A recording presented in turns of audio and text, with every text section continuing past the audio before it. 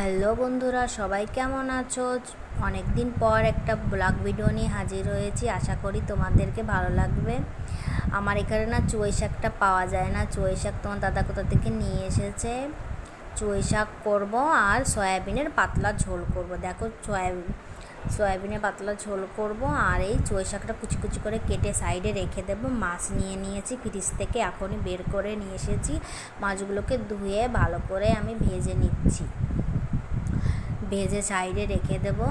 তারপর নিয়ে নিচ্ছি সয়াবিনগুলোকে আমি কিন্তু গরম জল করে একটু সেদ্ধ করে নিচ্ছি। তারপর নিয়ে নিচ্ছি আলুটাকে আমি সুন্দর করে ছুলে রেখে দেব। দুটো উপকরণ একসঙ্গে মিশিয়ে আমি জলের ভিতর রেখে দেব। তারপর নিচ্ছি রসুন, পেঁয়াজ আর লঙ্কা, জিরে আর ধনে। তারপর আমি এই সবগুলো উপকরণ একসঙ্গে বেটে পেস্ট করে নেব।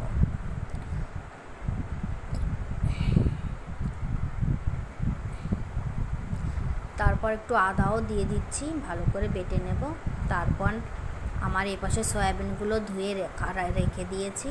এর ভেতর একটা ডিম দিয়ে দেব। ডিমটাকে দিয়ে হলুদ লবণ দিয়ে ভালো করে মাখিয়ে নেব, মাখিয়ে রেখে দেব 2 মিনিট। তারপর কড়াইতে তেল বসিয়ে তেলটা গরম হয়ে গেছে। তারপর মাখানো সয়াবিনগুলোকে আমি দিয়ে কম আঁচে একে সুন্দর করে ভেজে নেব।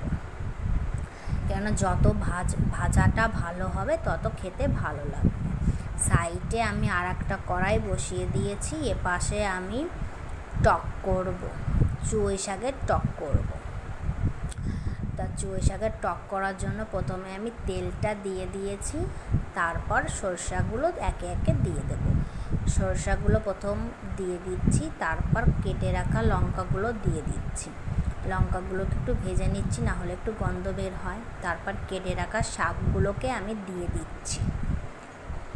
শাকগুলোকে দেওয়ার পর আমি হলুদটা দিয়ে দিচ্ছি, তারপর লবণটা দিয়ে দিচ্ছি। তারপর একে ঢাকনা দিয়ে ঢেকে একটু কমে গেছে। তারপর এর ভিতর আমি একটু জল দিয়ে দিচ্ছি। জলটাকে দেওয়ার পর আমি ঢেকে ভালো করে একে একটু সেদ্ধ করে নেব। কেন ভালো করে সেদ্ধ না হলে না এখানটার তো কীরকম লাগবে জানি না। তারপর এর ভিতর মাছ দেব। মাছটাকে আমি কাঁটাগুলো ছাড়িয়ে নেব, কেন অনেকটা কাটা হলে না ভালো লাগবে না। এবার কাঁটাগুলোকে ছাড়িয়ে আমি টকের ভিতর দিয়ে ভালো করে নাড়িয়ে ঢেকে সুন্দর করে, দেখো এরকম হয়ে গেছে আমার, একদম জল নেই, একদম শুকিয়ে গেছে। এখন আমি একে নামিয়ে নেব। দেখো নামিয়ে নিয়েছি।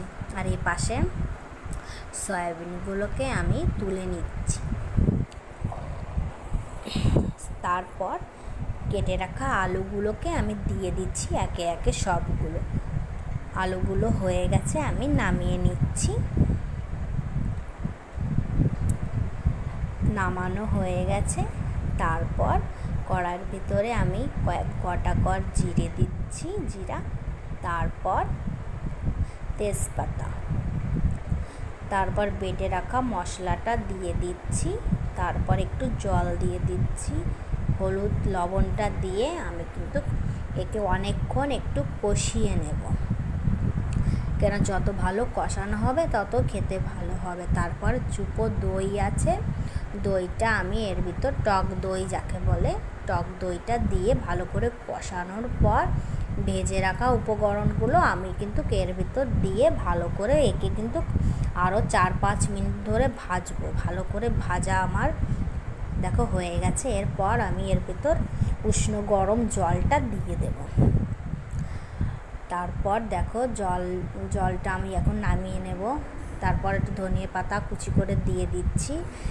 নামিয়ে নিয়ে গরম মশলাটা দিয়ে দিচ্ছি। তারপর আমার প্লেটটা দেখো সয়াবিনের তরকারি আর চুঁই শাকের টক হয়ে গেছে।